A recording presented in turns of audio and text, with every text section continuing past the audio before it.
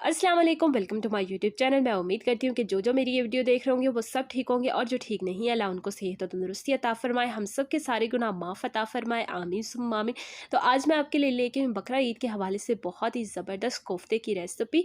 अक्सर घरों में हम कोफ्ते तो बनाते हैं, लेकिन या तो वो टूट जाते हैं या बहुत ही ज़्यादा हार्ड हो जाते हैं। तो मैं आपकी इन दोनों प्रॉब्लम्स को सॉल्व कर दूँगी और आपके साथ अपनी कुछ ऐसी टिप्स शेयर करूँगी जिसकी वजह से ना तो आपके कोफ्ते बहुत ही ज़्यादा हार्ड बनेंगे और ना ही आपके कोफ्ते कभी टूटेंगे। तो चलिए बनाते हैं। सबसे पहले हम कोफ्ते तैयार करेंगे।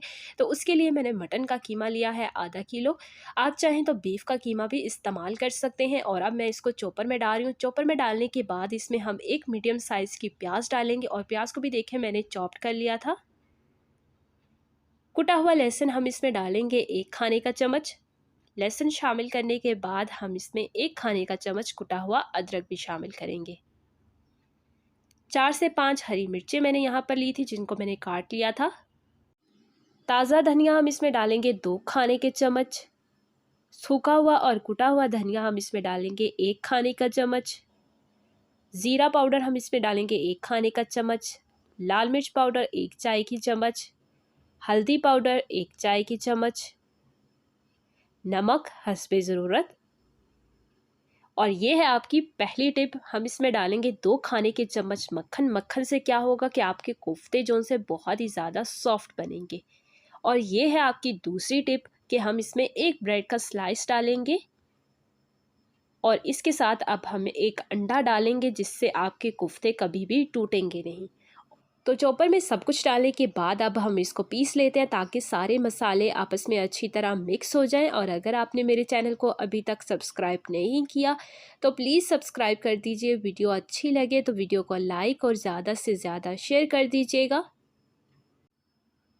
तो यहाँ पर देखें, मटन के कीमे को पीसने के बाद ये बिल्कुल मलाई की तरह हो गया है। अब हम इसके कोफ्ते तैयार कर लेते हैं।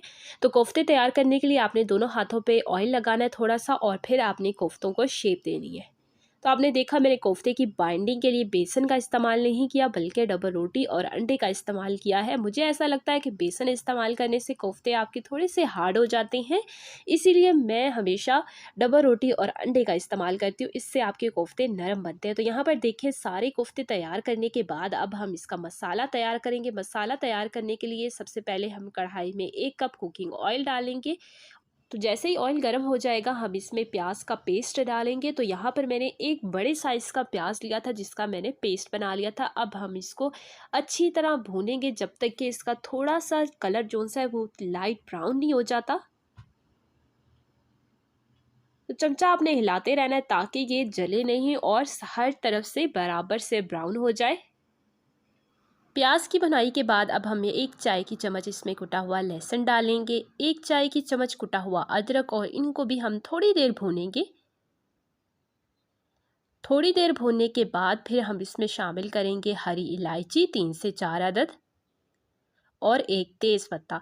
इनको डालने के बाद अब फिर से हम अच्छी तरह भुनाई करेंगे, जब तक कि जो अदरक और लहसुन का कच्चापन है वो दूर नहीं हो जाता और इसमें थोड़ी सी खुशबू नहीं हो जाती। चमचा आपने हिलाते रहना है ताकि जले नहीं। लहसुन अदरक की भुनाई के बाद अब हम इसमें टमाटर का पेस्ट डालेंगे। तो 3 अदद मैंने बड़े साइज़ के टमाटर लिए थे, जिनका मैंने पेस्ट बना लिया था। अब हम इनकी भुनाई करेंगे।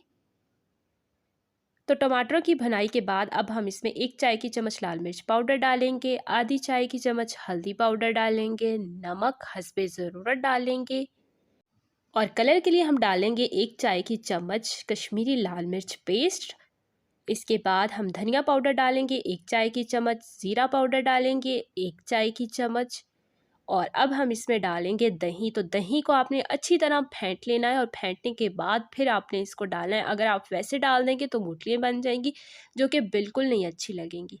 तो अब हम इस सब की अच्छी तरह भुनाई करेंगे, ताकि मसालों की अच्छी तरह भुनाई हो जाए। और जैसे जैसे आप भुनेंगे वैसे वैसे आपको दिखाई देगा कि ये जो मसाला है ये तेल छोड़ना शुरू हो जाएगा।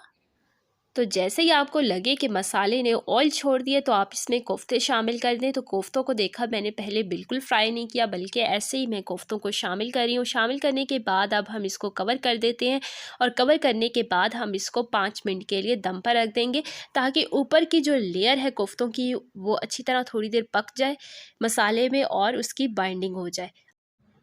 اب ہم اس میں 2.5 کپ پانی شامل کریں گے اور پانی شامل کرنے کے بعد ہم اس کو کور کر دیں گے اور کور کرنے کے بعد ہم اس کو 25 سے 30 منٹ درمیانی آنچ پر پکائیں گے۔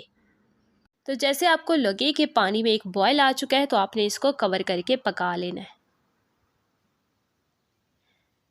تو 25 سے 30 منٹ کے بعد ہم ڈھکن کو اتار دیں گے۔ کوفتے تو گل چکے ہیں لیکن ابھی ہم نے اس میں تھوڑے سے کچھ مسالے ابھی بھی ڈالنے ہیں۔ تو یہاں پر میں نے لی ہے 3 سے 4 عدد بڑی ہری مرچیں، جن کو میں نے بیچ میں سے کاٹ لیا تھا۔ ڈالنے کے بعد اب ہم اس میں 1 چائے کی چمچ سونف پاؤڈر ڈالیں گے اور آدھی چائے کی چمچ گرم مسالہ پاؤڈر ڈالنے کے بعد ہم اس کو مکس کر لیں گے اور مکس کرنے کے بعد ہم اس کو کور کر دیں گے اور دم پر ہم اس کو 5 منٹ کے لیے پکائیں گے۔ تو سونف پاؤڈر اور گرم مسالہ پاؤڈر آپ نے آخر میں ہی ڈالنا ہے۔ اگر آپ اس کو پہلے ڈال دیں گے تو کیا ہوگا کہ گرم مسالے کی وجہ سے جو گریوی کا کلر ہے وہ خراب ہو جائے گا، جو کہ ہمیں بالکل نہیں چاہیے۔ تو یہاں پر دیکھیں کوفتے بالکل تیار ہے اور اب میں اس کو ڈش میں نکال رہی ہوں۔ دیکھا کتنے جھٹپٹ مزیدار کوفتے، بالکل ٹوٹے نہیں ہیں، بالکل بہت ہی زیادہ مزیدار بنے۔ آپ اس ریسیپی کو گھر پر ضرور بنائیے گا، بہت ہی جھٹپٹ بن جاتے ہیں اور بالکل ٹوٹتے بھی نہیں اور نرم بھی بنتے ہیں۔ تو یہاں پر اب میں آپ کو دکھاتی ہوں کہ یہ کتنے اندر سے نرم بنے ہیں۔